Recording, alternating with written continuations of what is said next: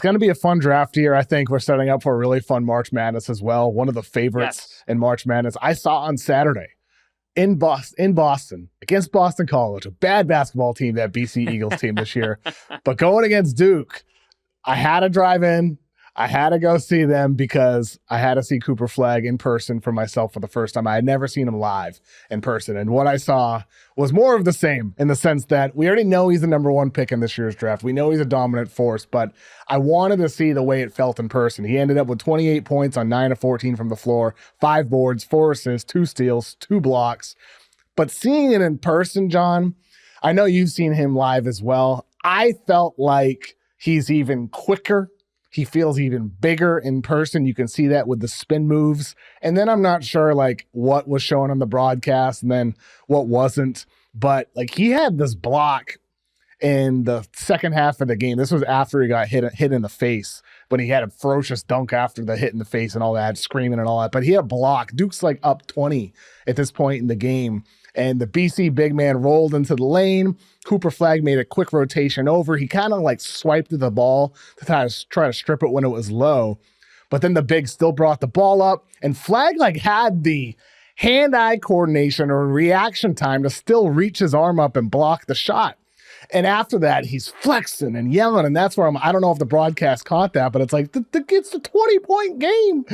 And this dude's still reacting to getting hit in the face and the overrated chance and how close it was in the first half. I come away loving Flagg even more after seeing him in person. That's the biggest thing that comes to mind with Cooper Flagg, Kevin, is the competitive nature. So before we analyze the prospect, you want to analyze the person. And he is going to be a slam dunk at the next level because he was playing like a pro in high school. He never wavers in his intensity. Never. He does not take a play off. It's like he's wired, like a computer, like a high-tech IBM machine. That's what Flagg reminds me of on both ends of the floor. On the defensive end of the floor, he is the most instinctually gifted prospect I have ever covered. And I've covered college basketball really, really closely for the last 7 years, now 8 years, and I have not seen a player possess the defensive traits like Flagg at the age of 18. At the age of 18. If he doesn't block a shot, he alters it with his presence. He knows where to be at all times. He doesn't get lazy defending a screen. If you go at him, good luck. I mean, I don't think that's a good idea because that's the kind of player that he is. He could fit right into an NBA game now defensively. The offensive end of the floor, he's blossoming. His ability to get to the free throw line, is he going to be able to do that to the same degree at the NBA level? The answer to that right now is probably not. It's not a negative, it's just reality. Kevin, over the last 3 games, he's gotten to the free throw line 29 times. So the scoring is there in the regard of he can attack the basket viciously and has an ability to dunk it home, to finish, to stay balanced, to stay poised very well. He knows his role so well. For me, my biggest question with Cooper Flagg coming into college was, what are we going to see from the three-point shot? It's been better over the last couple of weeks. In the last 3 games, he's knocked down a combined 7 threes. In 5 of the last 7 games, 4 of the last 6 games, he's hit multiple threes at a better percentage. Earlier in the season, he was really struggling with his jump shot.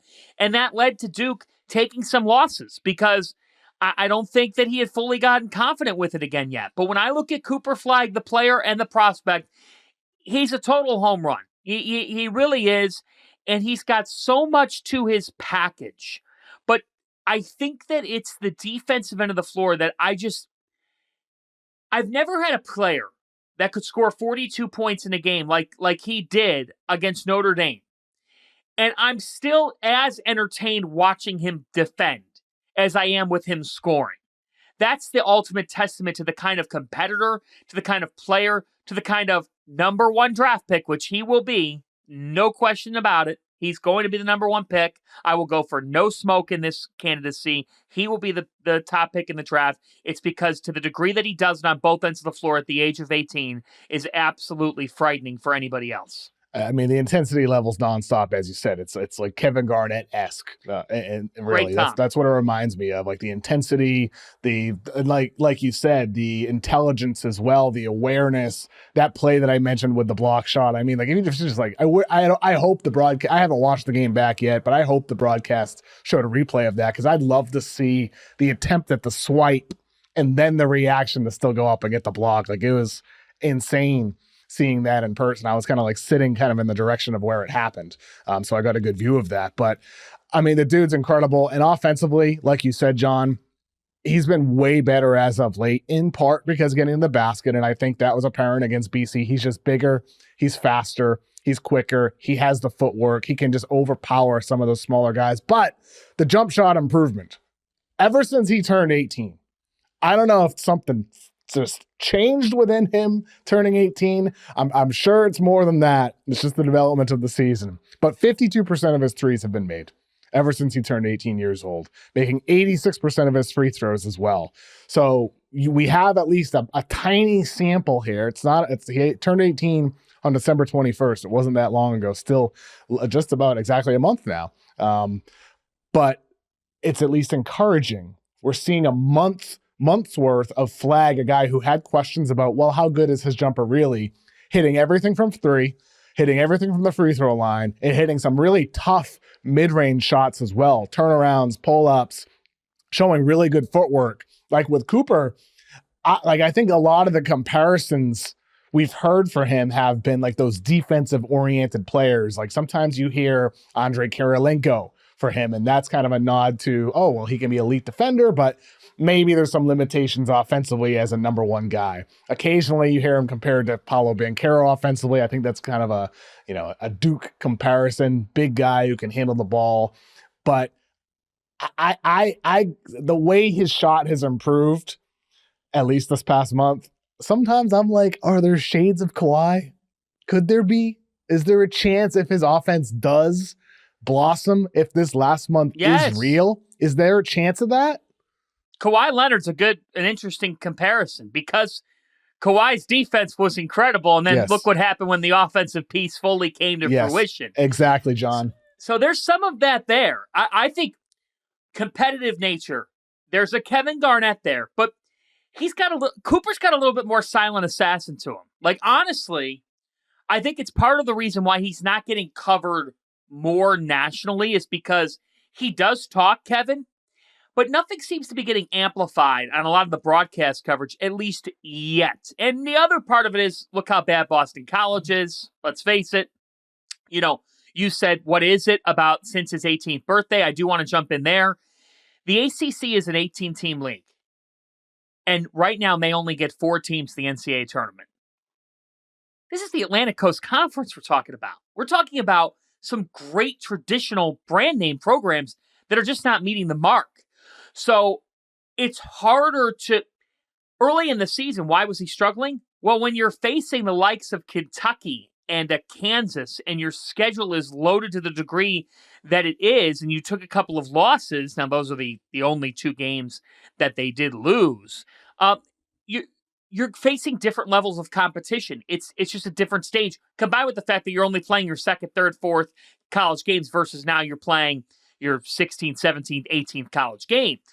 But it's there. The Kawhi Leonard piece is there. I think there's Anthony Davis to the skill set in the regard of rim protection, of mobility. Just smaller. Like you mean like a smaller version. Like 80s, significantly longer. Like, he's a true big, true center type of player. Flagg like in a forward form, you mean? Yes, in a forward form. That's exactly what I mean. Is he's not the exact same because he is smaller. But which speaks to how there's no perfect comp for him. There's just not for Flagg. I can't come up with not. Kevin, this is clearly what he should be. Kevin, think about this. I heard last spring a person that I highly respect in the mock draft game and in the draft game. And Kevin, we've got a million colleagues who dip their toe in this, and everybody's got a different path, whether they're following these kids closely at Peach Jam or they're watching as much college now, and you're talking with different evaluators. And somebody said to me, well, yeah, Cooper Flagg, I kind of think of Andrei Kirilenko. And I said, man, he's better than like. There's more upside than that. I get a little what you're saying, but I think that's it. We've just brought up 5 or 6 names. There's no one true comparison. It's kind of like, the Kawhi thing's interesting. The AD piece is interesting. The Kevin Garnett piece is interesting, but he's not exactly like any one of those guys. What's the point? Where are we trying to get with this? Paolo Banchero's a good one, too. I do see a lot of similarities between Cooper and Paolo, and we know where Paolo Banchero ended up at the end of the day in the NBA draft, right after all the smoke and fire. What he can be. 3 or 4 months ago, a lot of people were like, yeah, like he's the most sure thing. But Harper and Bailey, we think have more upside.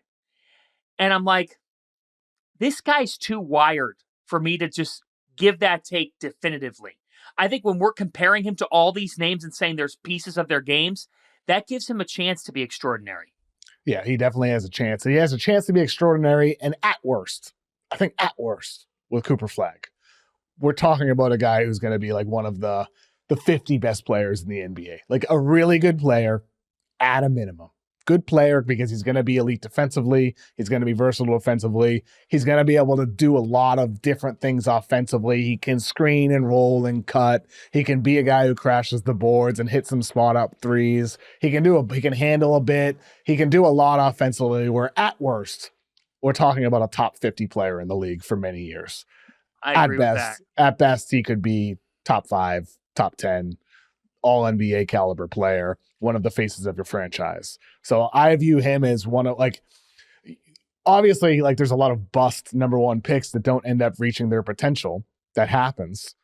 But I think Cooper is one of the safer number 1 picks that we've had. Probably, Victor Wembanyama, of course.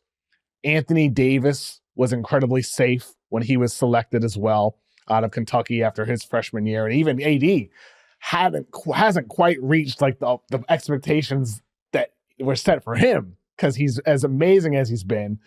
People thought, oh, maybe if he blossoms offensively, he could become, an all-time great. He didn't, right? So he just became like still a top 10 player.